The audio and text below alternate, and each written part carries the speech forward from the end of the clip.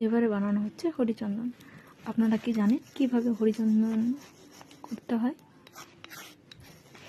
এরা তো এখানে তখন স্নান করে বসে আছে।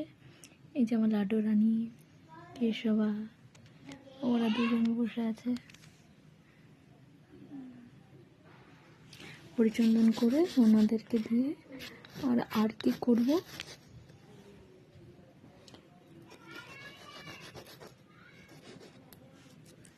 এটা হলো তুলসী গাছের মূল,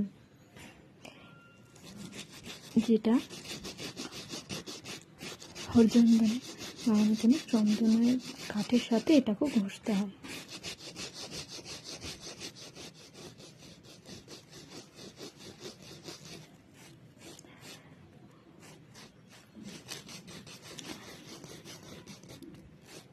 এভাবে বানিয়ে